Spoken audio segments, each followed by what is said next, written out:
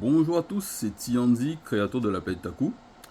Aujourd'hui, je vais vous parler de Spider-Man Brand New Day que j'ai pu voir hier.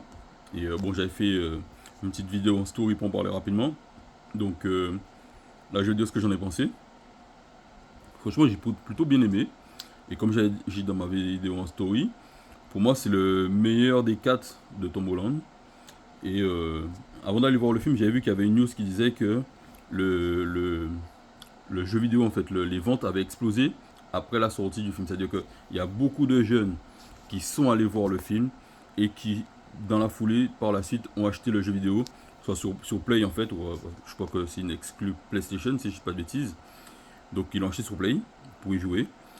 Et voilà. Et honnêtement, en sortant du film, je me suis dit, mais je comprends, en fait.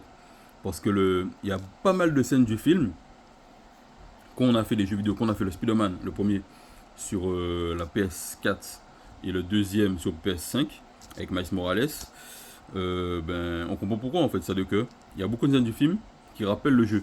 C'est-à-dire qu'il y a Spider-Man dans le film, il y a plusieurs scènes qui se passent dedans où il discute avec des personnages. On a vraiment l'impression dans le film que c'est des PNJ et qu'on est en train de jouer Spider-Man et qu'il prend des quêtes en fait. Il y a même un endroit où il parle à un personnage, j'essaie de pas trop spoil.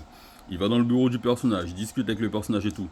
Et voilà, et on a vraiment l'impression, moi j'avais vraiment l'impression de voir le jeu et que c'est des quêtes annexes. C'est des quêtes sur la quête principale et voilà qui mènent à des quêtes annexes, etc. etc. Et il ressort par le 3, voilà. Ils ont vraiment. Et t'as des. Comment dire ça? Des scènes de combat qui sont vraiment comme celles du jeu vidéo aussi. Et le personnage, franchement, il est vraiment cool. Il est vraiment cool. Il est vraiment filmé de façon cool. Et ouais, il est fun. Et j'avais dit aussi que dans la vidéo, que pour moi, Marvel avait déjà gagné le combat. Parce que ce sera très compliqué de faire. En fait, c'est ce qui aurait pu être fait avec le Superman qui est sorti, que James Gunn a fait là. Mais trop ringard. Hein. Remettre le slip par-dessus le pantalon. Voilà, en faire un Goofy. Mauvaise idée. Mauvaise idée. Le truc, c'est que Snyder l'avait déjà rendu cool, Superman. Il l'avait déjà rendu cool.